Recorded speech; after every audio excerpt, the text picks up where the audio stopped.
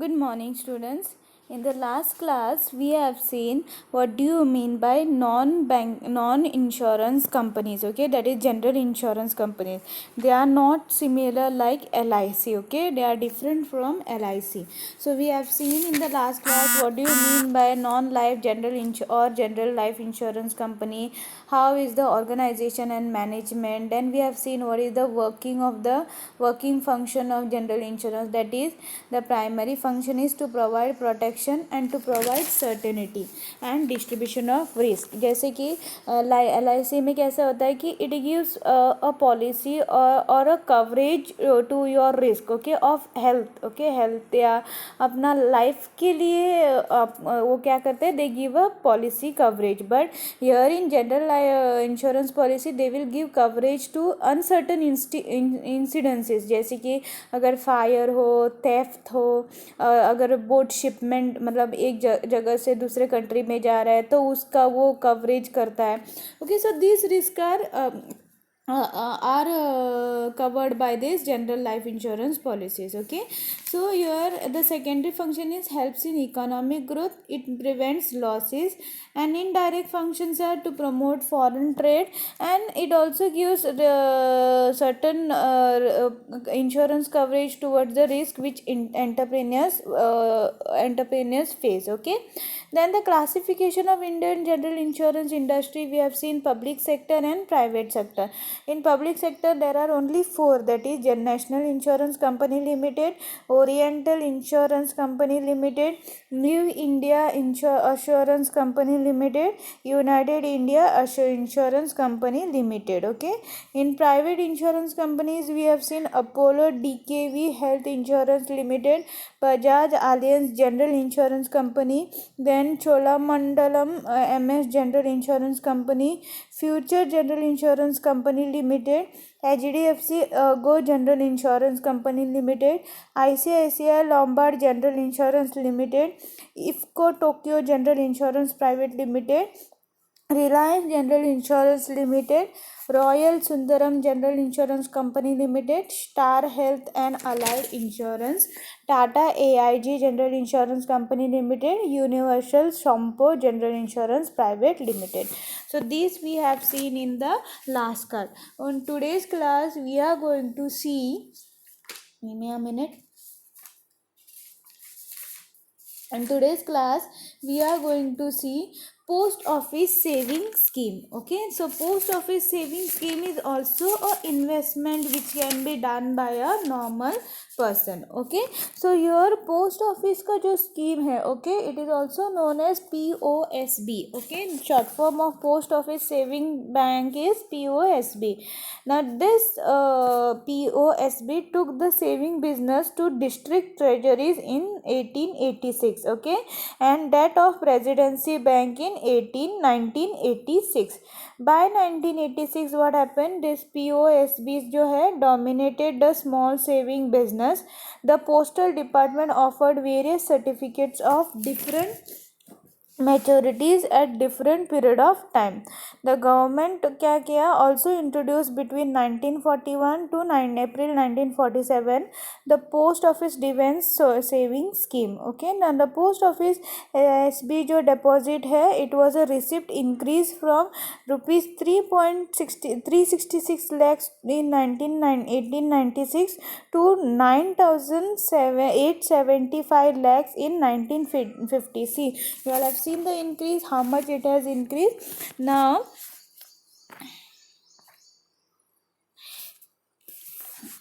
ये जो post office का फंक्शन है, it acts as a bank in respect of mobilization of saving and time deposit, but not in respect of mobilization of fund saving supply budgetary resources to the government. Okay, small saving organizations mobilize financial savings which are largest next to those of commercial banks. Okay, small savings are directly available to the central government as a part of its budgetary resources, and they constitute the non-marketable debt of the government.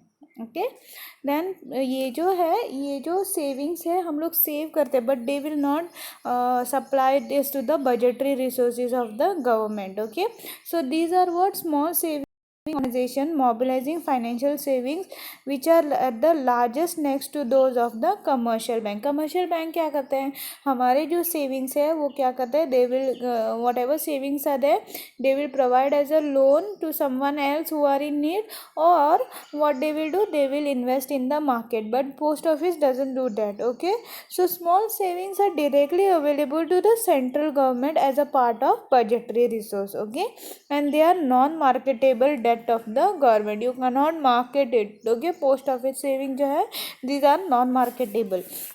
So organization of post office small saving scheme, how it is organized.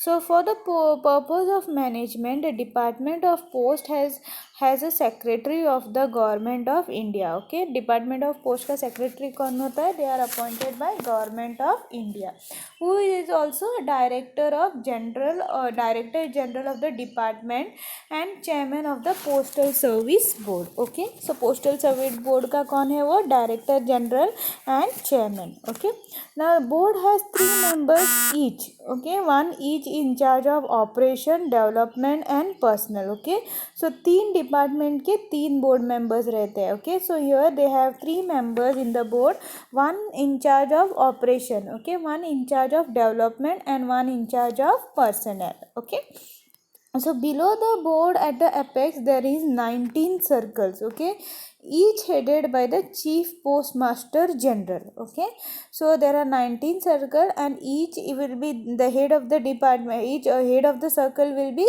chief postmaster general. Okay, each circle is further divided into regions, each region being headed by the postmaster general. Okay, and each region has a number of divisions headed by senior superintendent or superintendent. The organization chart of the headquarters of the department and its field formation is annexed to the report. Okay, so here the each circle जो है it is headed by the postman. Okay, the postmaster who is there, head of the post. Okay, now we'll see the working of the post functions working of the post office small saving scheme. Okay, now India savers of predominant. Okay, बहुत सारे savers है, so there are dispersed over a vast area in a innumerable saving organizations assumes great significance not only in quantitative but also in qualitative terms. Okay, so even after 3 decades of nationalization of banking, it is the agency of the post office through which small saving schemes are discussed below. Okay, there are many saving schemes which we invest our money in. First one is post office saving bank deposit, that is POSBD. Okay, this is the first scheme that was introduced. The scheme was in existence since 1896. Okay, now if you see at the present it pays 5.5% interest rate on the rate of interest, but now it is different. Okay, this is the old version of the textbook, so here you are following it. Now the syllabus has changed, so there will be new interest rate. Okay, so it is more, and there are also more schemes which are introduced. Okay, these are old ones which you are learning. Okay, so the limit of investment are minimum of rupees 20 and maximum is rupees 50. 20 rupees से start होता है, you can invest from rupees 20 to rupees 50,000. Okay, in case of single account, and rupees 1 lakh in case of joint account. Okay, if you have a single account you can deposit maximum to rupees 50,000, but if you have joint account the maximum is 1 lakh rupee. Okay, so the interest earned on this deposit is tax free, but the amount of deposit itself is not deductible for the tax purpose. Okay, they are not deducted as a tax purpose. For the investment in deposit, this qualifies for the exemptions from wealth tax within the prescribed limit of rupees 5 lakhs but not at beyond. Okay, so here it will be limit कितना रहेगा, 5 lakhs तक रहेगा. So second scheme is post office cumulative deposit, cumulative time deposit. Okay, there is POCTD. Okay, they were introduced in the year 1959. Okay, but the opening of new account for this deposit has been discontinued from November 1973. पहले कैसा था कि if you want to open this account then you have to open a deposit account, but now it is what you call discontinued. The maturity period is could be 5 to 10 years or 15 years. Okay, and the rate of interest is how much? 6.25% on compound basis. Okay, and interest was paid on maturity of the deposit. Okay, जब deposit हो उसके maturity के दिन उसका interest पे किया जाता है. So interest income on deposit was tax free and deposit amount disqualified for the income tax as well as wealth tax exemption. So there was a exemption which was given. Okay, the interest income was on the deposit was tax free, and even the deposit amount which is deposited in the post office is also tax free. Okay, next is post office time deposit. Okay, so here the post office time deposit has been accepting time deposits of 1 year and 5 years. Okay, maturity since 1970 and 2 years maturity since August 1973. Okay, the current rate of interest on this deposit ranges between 10.5 to 12.5%. Okay, the interest income is tax exempt. Okay, and the deposit amount is eligible for wealth tax exemptions. Okay, within a limit of 5 lakh, but not for the income tax rebate. So there is no limit on investment in these deposits. Okay, next is post office recurring deposit. So this scheme has been in existence since April 1970. Okay, its maturity is 5 years at present and it carries an interest rate of 12.5% per annum, but now it is not there. Okay, so and it is subject to tax concession. Now if you have this scheme, that is post office recurring deposit scheme, if you have, then it is exempted from the, it is given,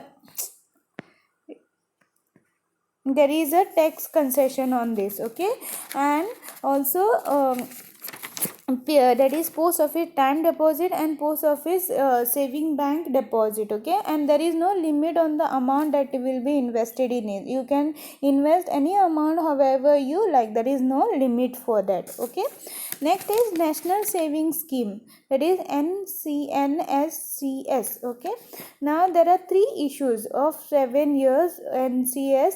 Okay, NSCs were introduced in 1970, that is 2, 3 and 4, out of which 2 were discontinued in April 1989. Okay, issue 5 of the 7 years NSCs was introduced in April 1974.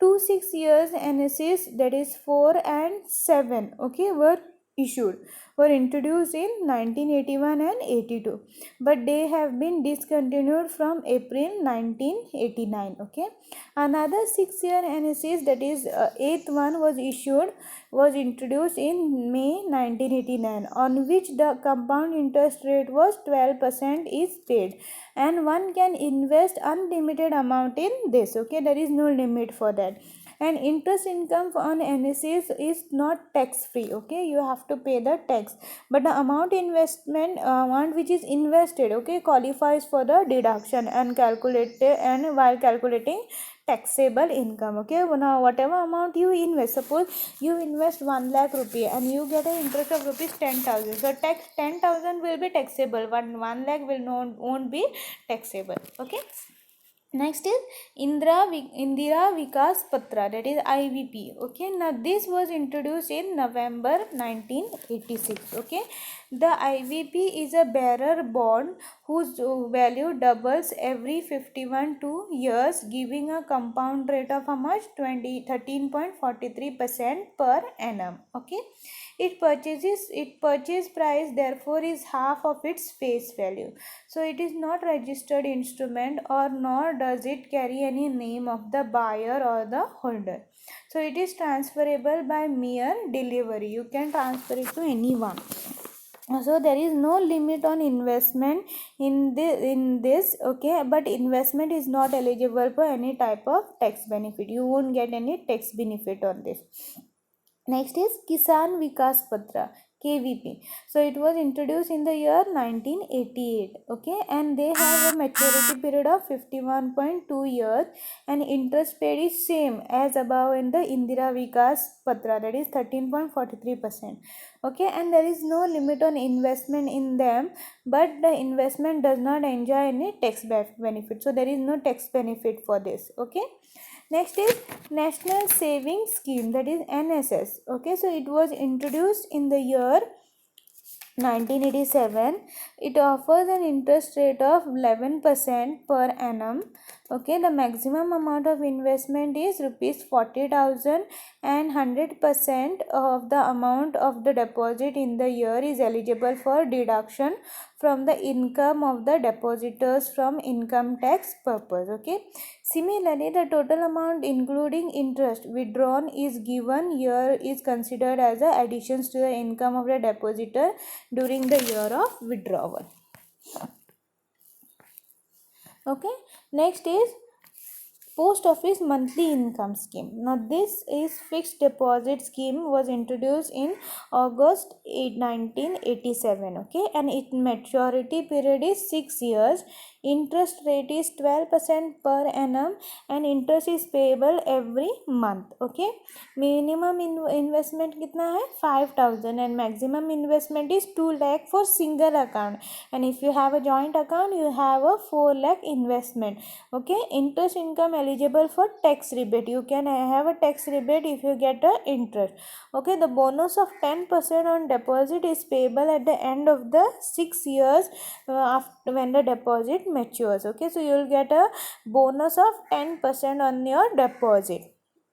Okay, so these are some of the deposit. There are also following instruments of post office saving which have not assumed much importance by means of saving. Okay, they were not given importance. That is National Saving Annuity Certificate NASC, Social Security Certificate SSC, 5 years National Development Bond NDP, saving, that is deposit scheme from retiring people, or draft relief bond, that is DRB, or Rahat Patra RP, replacing capital investment bond CIB.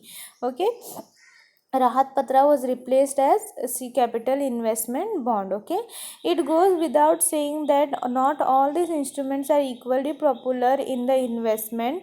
Okay, the CTD, the 2 years, 3 years, TDS 2, 3, 4 and 5 issued NSC certificate, that is National Saving Scheme, then NSACs, that is National Saving Annuity Certificate, Social Security Certificate, and then drought relief, then NDP is National Development Bond, do not bring any much money every year, so they were not introduced as a saving for the post office. Okay, so these are some of the things that we have learned. That is, post office also have us is considered as an investment institution.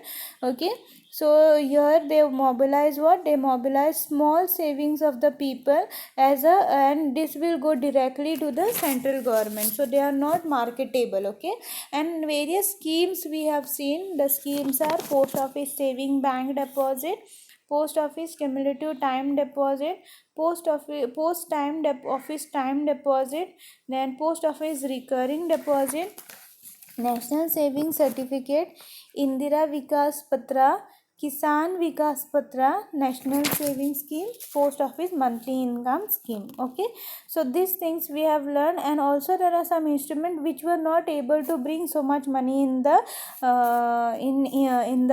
economic development. That was National Saving Annuity Certificate NASC, Social Security Certificate, that is SSC, then NDP, that is National Development Bond, Saving Scheme for Retiring People, and Drought Relief Bond, Rahat Patra, which was known as Capital Investment Bond. So these were not able to bring the so much amount of money in the economic development. Okay, then there are some schemes. Okay, तो ये देख लिया हम लोगों ने.